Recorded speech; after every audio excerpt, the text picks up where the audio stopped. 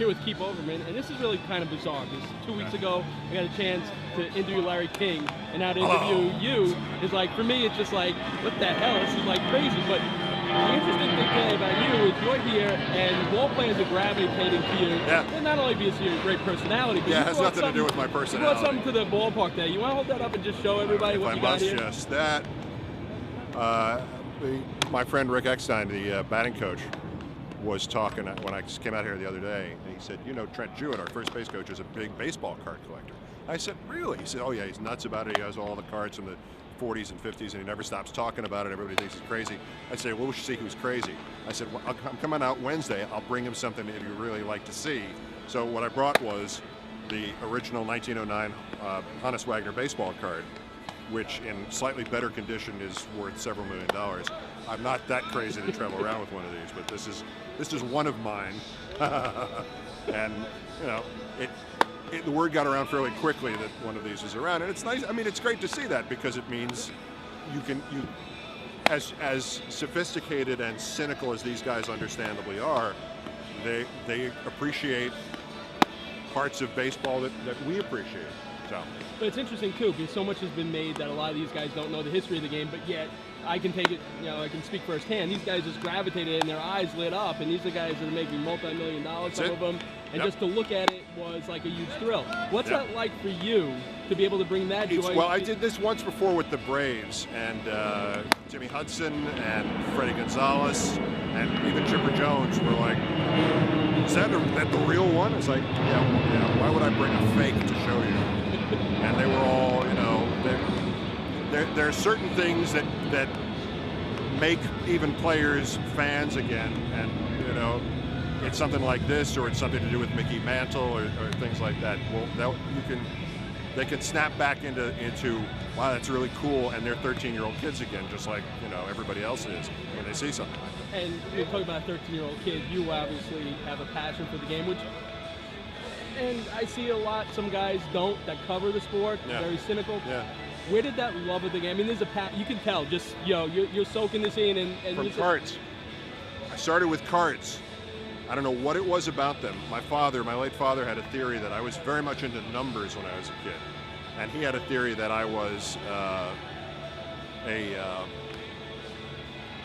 a numbers guy, and all the backs of the cards were full of numbers, and the cards had numbers, and the players had numbers, and he said the numbers had numbers. He said that's what it's all about, and that's probably what drew me to it. But I got a pack of cards at a birthday party, and the year that the cards came out in 1967, they had in each pack a folded little miniature poster. And at this kid's birthday party, his name was Wolfgang Lebson, I can still remember this.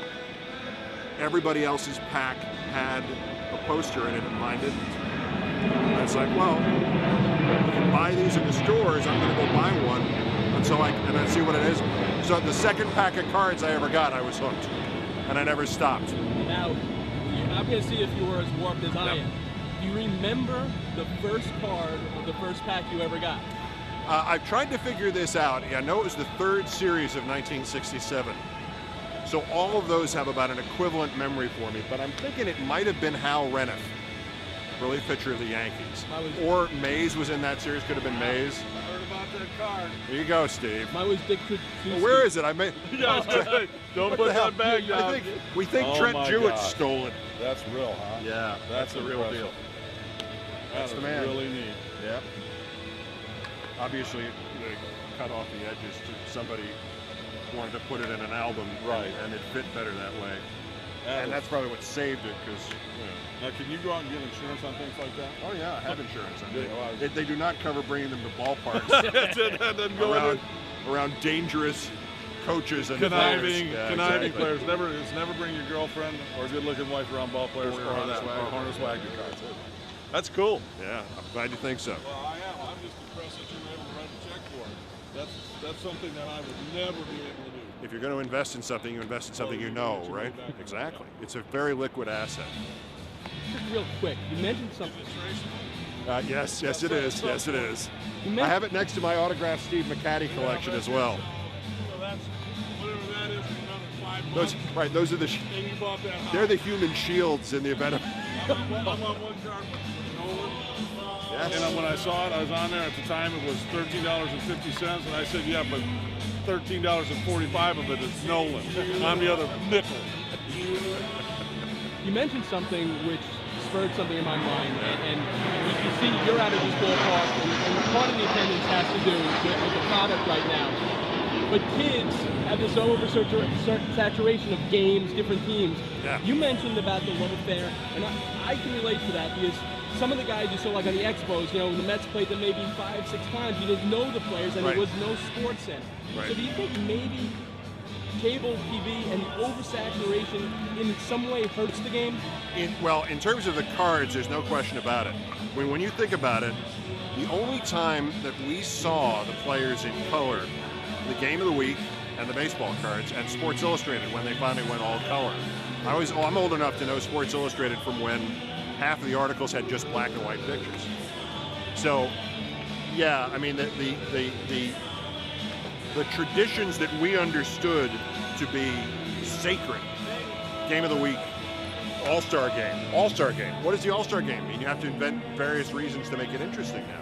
The All-Star Game was the only time, or the only one of 2 times all year, you saw the guys from the Reds, unless they were in the postseason.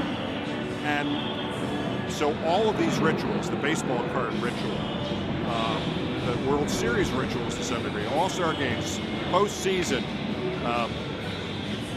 cards, these are things that these are things that don't mean what they did when you're a kid of that vintage. And the fact that, you know, the cards don't do anything makes them really sort of deaf to kids now. It's like, well, what does it do? Well, it doesn't do anything. You stare at it. Well, do I get hypnotized or what?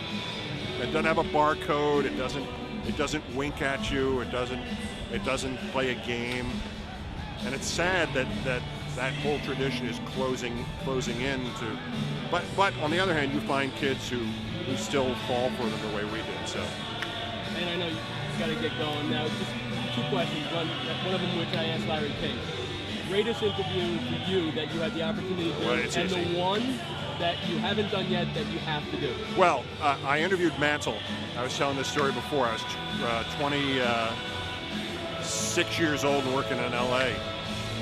And he was selling a video of something or another. I don't remember what it was. And nobody else in LA television wanted to go and interview him. And I thought, well, my God, at least it's a feature for a weekend show. And I had 20 minutes with him. And about 19 minutes into the interview, I said, I know we have to wrap this up because you have to go. So, oh, no, I'm really enjoying it. Let's go a little further. Whatever you got, I've got the time. I got the time. The guy said, yeah, you got the time. I went, holy, okay. So we went another 40 minutes. And at the end of it, he was talking about how if he'd known he was, he was going to live that long, he would have taken better care of himself and blah, blah, blah. And I said, but you did well. And he goes, it could have gone better. And I used it in the obituary.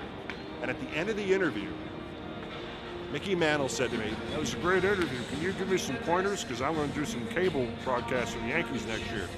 Give me some. I love that way that interview flowed from one thing to another. And I just went, yeah. Because when I was a kid and became a fan of baseball, my folks bought seats behind first base at Yankee Stadium because he was playing first base the last 2 years. And they said, all the thrills you'll ever have watching baseball, watching him play and being able to say you saw him will be your greatest. This will show him the most to you. And the idea that he was asking me for advice on something I actually knew about was, to this day, it still gives me chills. So that's clearly it. And then one that you haven't done that you have to do. Honest to God, I need to sit down with my friend Bob Wolf someday and just go through more the broadcasters than the players, because he's already done interviews. But I want to know about the guys who are beginning to fall off all the radar screens. I want to know about the sportscasters of the 30s. I want to know about, he would have known about, if not known, Graham McNamee. I want to know about Ted Husing. I want to know about Bill Stern. I want to sit down with him and get those things and put them all on tape somehow. And have you done Scully? I've talked, yeah, I know Vin. Last time I was in LA, we had dinner, but I've never sat him down and done it because he's all business at the ballpark. He does 2 hours of prep for every one of those games. He still does it. It's an amazing thing to see.